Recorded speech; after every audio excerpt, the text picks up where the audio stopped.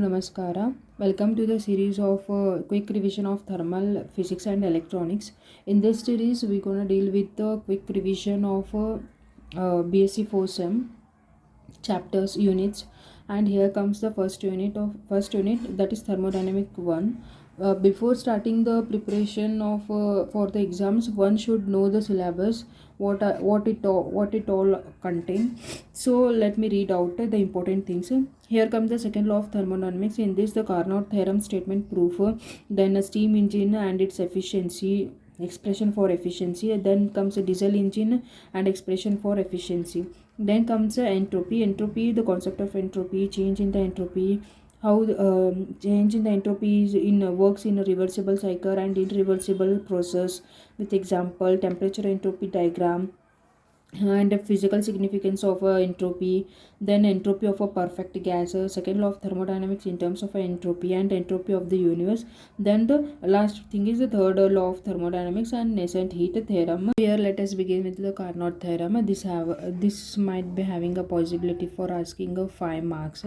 So here comes the statement, then the proof. You have to write the both the things here for 5 marks. Then what the statement says is that it states that no heat engine working between two given temperatures can be more efficient than the Carnot's reversible heat engine working between the same temperature. If two temperatures are given to the heat engine, then the Carnot reversible heat engine will work between the same temperature, but heat engine will not work. They are telling that. So we have to prove that. To prove that, we have to consider a C as a reversible heat engine and I is a irreversible heat engine, and their efficiencies are nothing but eta C and eta L.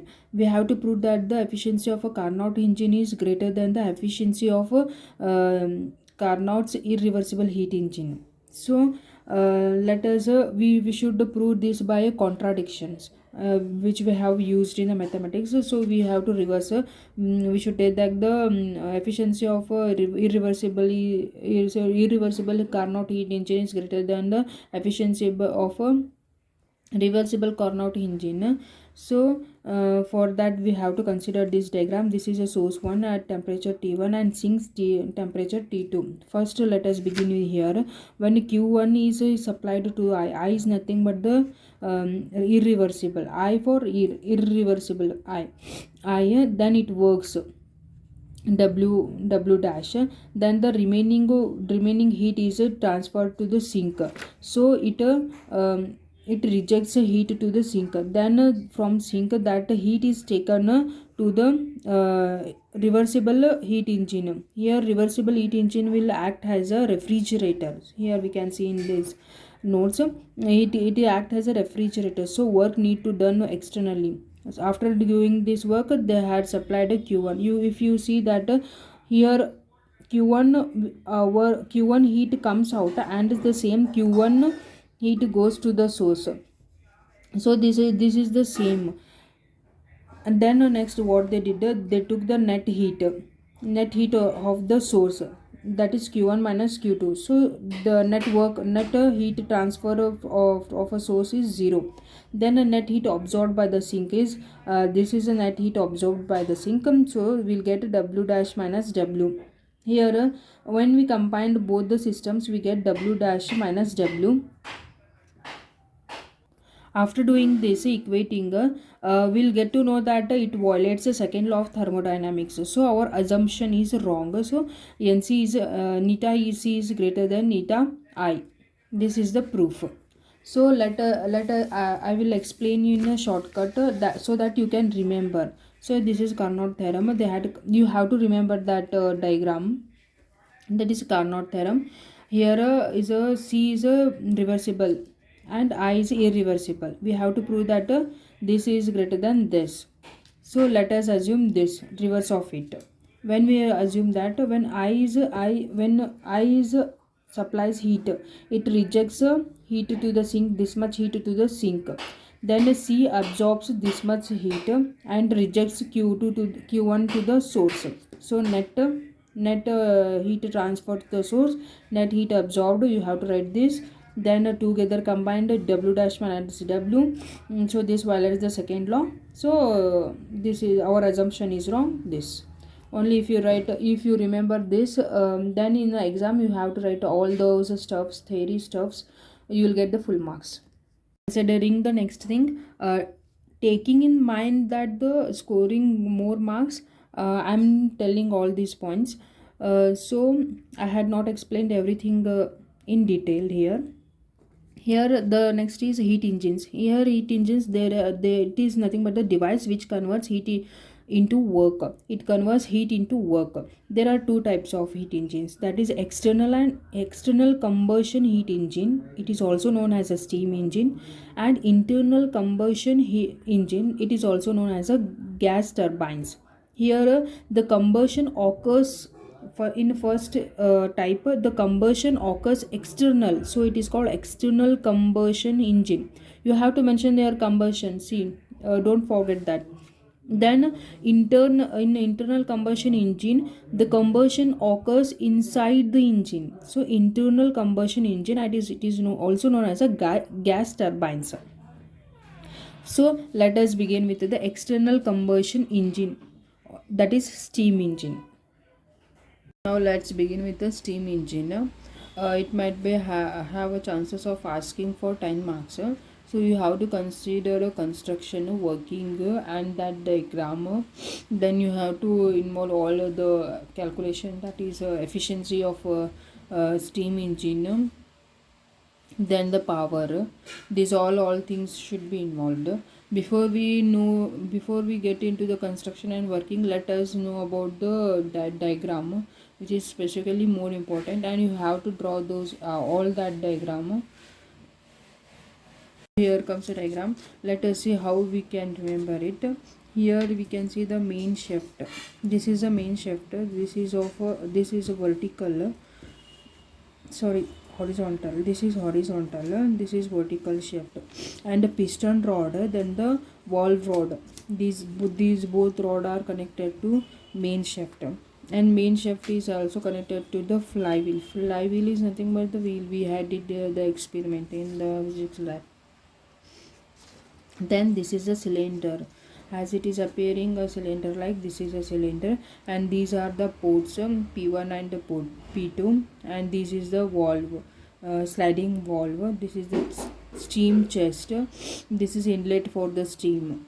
See, inlet for the steam will go to the steam chest. Then the piston ports, P1 and P2. Here is the sliding valve. This is the cylinder. Piston rod is connected to main shaft, and this V, that is a sliding valve, is connected to the main shaft. Again, main shaft at the end has a flywheel. Then the exhaust valve. These all should be remembered, and these all the points, sliding valve, these all terms are important to consider in working and construction part. Here let us continue with the construction. So in construction, they had a consist of they told that it is consist of a steam chest, cylinder. These are connected to the steam ports, that is P1 and P2. Then P is the piston, which is movable, which moves inside the cylinder, and V is a sliding valve, which can also move to and fro, such that the port P1 and P2 is open to the steam chest. Then comes the piston, and the sliding valves are connected to the main shaft, as I told in the diagram. Then there is opposite rotation. When the shaft rotates, they move in the opposite direction. W is the flywheel attached to the main shaft. This is a so in a shortcut, here comes the steam engine. It is external engine, construction part. First they had considered a steam chest, cylinder. Then comes steam ports P1 and P2, and a piston which is movable inside the cylinder. Sliding valve W, valve is is V, which goes to and fro motion. This opening and closing of a P1 and P2 ports P1 and P2 to the steam chest. then P and V are connected to the main shaft. Then this lead to the rotation in the opposite direction, where flywheel rotates attached to the main shaft. Then is a exhaust valve. These all are to be we have to consider in a construction part. Let's go with the working. As they had mentioned all the processes how the steam engine is going to work. Let us revise quickly. Here they told working here what happens first is when high pressure steam enters, it will enters to the first steam chest. Then from steam chest to it enters to the cylinder to the port P1. P1 will be opened. Then second point is this piston will pushed down due to the presence of a high pressure piston, and the valve will go up. These both are opposite. Piston, if a piston comes down, a valve will go up. If a valve comes down, a piston will go up. So this happens during this time. No, when piston comes down and valve goes up, P1 and P2 both are closed. Then inside the piston, inside the cylinder, a piston is down, right? So steam expands there. Steam will not stay quiet. It will expand. This lead to the further downward movement of the piston. Then what happens? The P1 with piston P1 is connected to E and P2 is opened. P1 is connected to E. E means exhaust. Unnecessary steam will be get exhausted from E valve. Then P2 is opened. Then P2 is open, so steam enters to from the P2. Then that further pushes piston upward direction. If piston moves up, valve will move down. So this happens.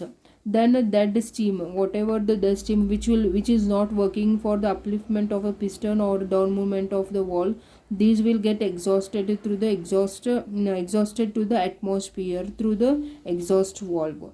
Then here P1 and P2 are closed, then steam expands in the cylinder. Then again the process repeats. The P1 and P2 are the closed, again steam will expand in the cylinder. Then the further piston will move down. Then this repeats continuously. And there you also have to mention a dead centers definition. That is very important. You should mention that in your steam engine explanation. After writing the construction working part, then you have to write about the dead centers. This is the definition you have to remember. Twice in the rotation of the shaft of the force acts at right angle to the shaft, means the force does not produce any effect. For this purpose, flywheel is used. You have to mention this and this diagram. Then here comes the calculation part. We have to consider this calculation as they will ask the efficiency of the steam engine. Here they consider the power. We have to calculate the power of the engine. So let P be the pressure in the steam, pressure of a steam, and L be the length, and A be the area of the piston. Then you have to consider all these units also. Then the total force at the piston is a force is equal to pressure into area, so that is Newton. Then the distance moved by the piston is double acting steam engine. Double in acting steam engine is 2, so they had considered 2L. The work done for one rotating the shaft, one rotation of the shaft, the work done is a 2p 2a PA into 2L joule. Then the number of rotation then the rotation n times per second, the work done per second is, then the work done per second is a PA 2L into n. So then the power of the engine is 2 PLAN plan into 100. You can remember this as a PLAN plan into divided by 1000. So they wrote a kilowatt. Then the number of this force into time is nothing but the watt, so we should write here a unit watt. Then comes the efficiency. Here in the efficiency they told you have to write this point. Most of the steam engines have a low efficiency of the order of 10 to 100%. The efficiency is nothing but it is a ratio of a useful mechanical work done by the engine to the amount of heat is applied by the fuel for same time. You have to write this by remembering. Then here comes the remembering part. We should to calculate the power, we should take a P pressure, and L has a length, A is area of cross section, then the force is a PA, then the distance is doubled, so 2L, then the work done for one rotation of the shaft is nothing but multiply all this will be in the terms of a joule, work done a joule. So then for a number of rotations per time per second, so PA into 2L into N. By organizing all, we write power of the engine is equals to 2 PLAN by 1000, that is kilowatt. Then the efficiency, you have to write these all. By considering the overall no, the steam engine is a external combustion engine. They might not give the steam engine, they might ask you to write about external combustion engine. You can go to the steam engine. Here first you should write construction, then comes the working part, then comes the calculation and efficiency. And you also mentioned that you should also mention the diagram which you also mentioned this diagram in this, then you will get the out of 4 marks. Next ಹೊಸ topic ಯಾವುದಂದ್ರೆ auto engine. It is also known as it is a form of internal combustion engine. It is a type of internal combustion engine. ಇದ್ರೊಳಗೆ construction, working, graph, diagram, these all are present in this. First let us look at the construction. I had involved only main stuffs in this. First they told a cylinder which consists of a frictionless piston. There should be no friction in the piston, and 2 valves. These valves are inlet, that is denoted by I, and outlet valve, that is denoted by O. These are controlled by the motion of the piston. This is very important. These all the movement of I and O are being controlled by the piston by the special mechanism. This you have to mention in your construction part. See, for example, how the pistons appear is, this is the cylinder and this is the piston. These are the inlet and outlet, and there is a spark plug. I will upload a separate PDF on how the piston, how we should draw the piston. See, you got the idea. Then comes the working part. This in working part you should know that this is cylinder, and this auto engine operates on a cycle.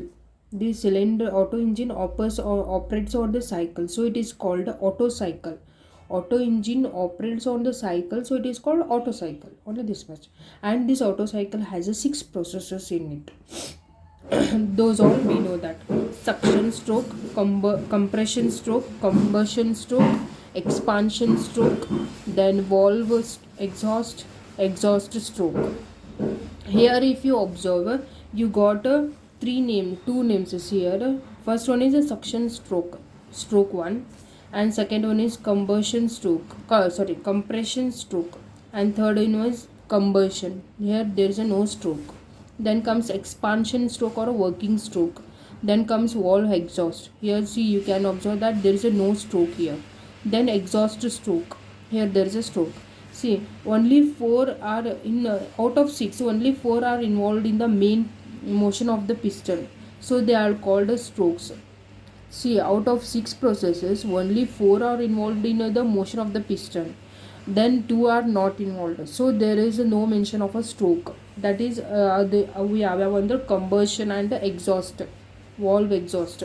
combustion and valve exhaust. You should not mention any stroke term here. Then this cycle this this strokes are called the cycle of four strokes are called four cycle stroke, four stroke cycle.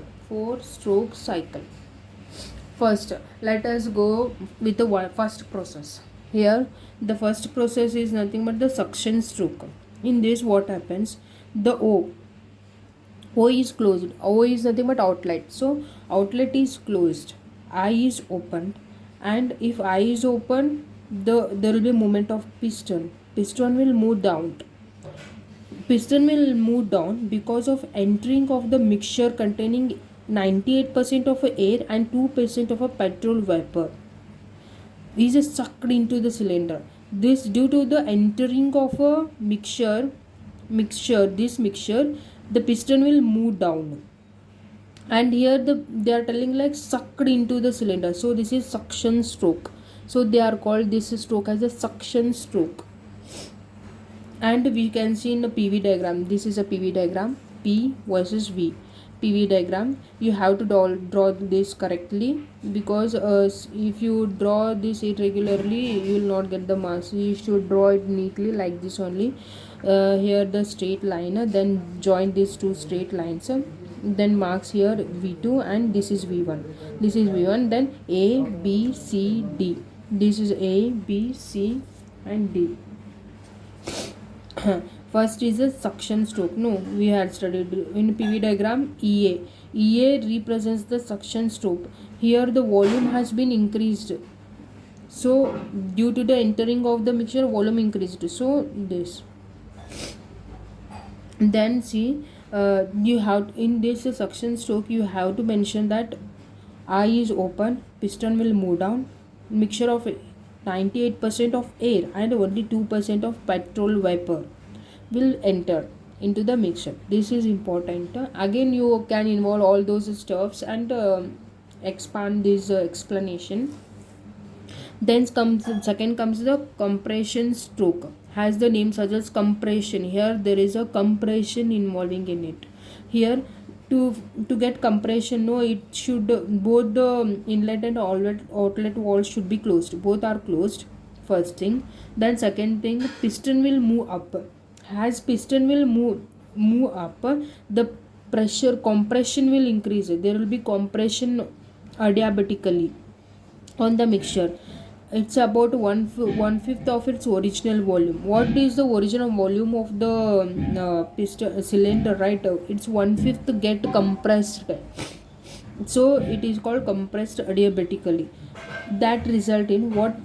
Due to the compressed adiabatically, what happens is inside the cylinder is the temperature increases up to 600 degrees Celsius and the pressure also increases. You have to mention this all. See, compression stroke, inlet outlet wall closed, piston will move up due to the compression of adiabatic, which will be about 1/5 of its original volume.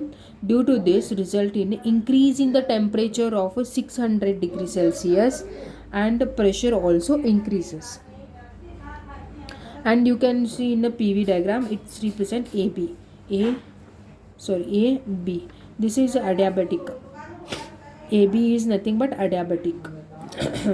Then third come the combustion. Here see, you can see that there is no stroke involved, no term stroke involved in this. So here there will be no movement of the piston. You should remember, there will be no movement of a piston in combustion. What happens when the compression, at the end of the compression stroke, the electric sparks produces a spark in the cylinder which ignites the mixture. See, ಒಂದು ಕಿಡಿ ಬೀಳ್ತು ಅದು mixer. if you take the petrol and you touch the spark in it, it will get fired. So ಇಲ್ಲೇನು it ignites the mixture. ಇಲ್ಲೇನು ಅದನ್ನು ಬೆಂಕಿ ಹತ್ತುತ್ತೆ, ಆ cylinder ಒಳಗೆ ಬೆಂಕಿ ಹತ್ತುತ್ತೆ. It ignites the mixture.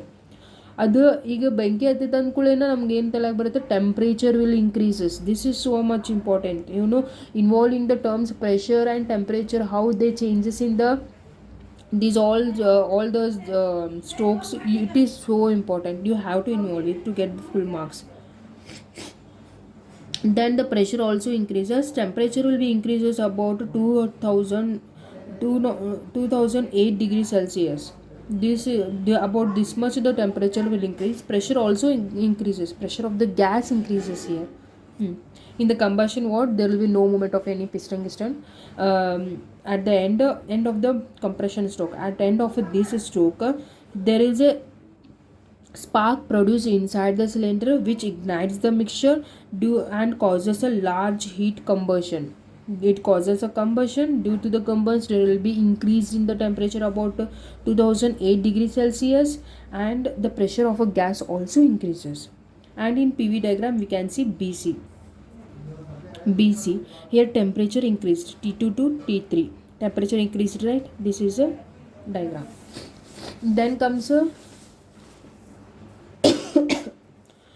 expansion stroke or a working stroke. In this working stroke, what happens? Both are closed. That is, inlet and outlet. Both are closed. Pressure is high. Pressure of the gas is high. So gases expands adiabatically here to its original volume, and temperature will decreases. As the pressure inside the gas will increases to its highest, then the gas will expand adiabatically to its original volume, and there will be decrease in the temperature. So we can see in the diagram CD, there is a decrease in the temperature, right?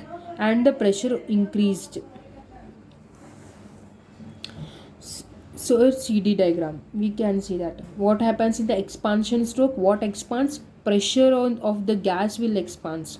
Pressure of a gas will expand, and we call this a stroke as a working stroke because of this piston start movement and causes the vehicle to move. So the vehicle to move, this is nothing but working, so it is called working stroke. Here what expands? Pressure of the gas increases adiabatically. Then the fifth one is valve exhaust. As you can see that there is a no stroke term in it, so it is valve exhaust. Exhaust is nothing but we came to know familiar with it. Exhaust is nothing but when the dead amount of gases will enter out of the cylinder. Due to the combustion produced, there will be some gases like CO2, CO. All these gases has to be go out. So O opens, outlet valve will opens, and the combustion products, all those products which we got during the combustion, in the combustion process, those all will escape, and the pressure will become equals to the atmospheric pressure. As the pressure was high in this stroke, so later it becomes equals to the atmospheric pressure. And P is piston is now stationary. It can stay stationary. And in the PV diagram we can see the DA, there is a decrease in the temperature. DA, there is a decrease in the pressure which will get atomically increased to the atmospheric pressure. Then comes the exhaust stroke. What exhaust stroke does is piston moves up. Piston will move up in exhaust stroke. Piston will move up and it removes all the mixtures inside the cylinder through the outlet valve, that we can see in AE.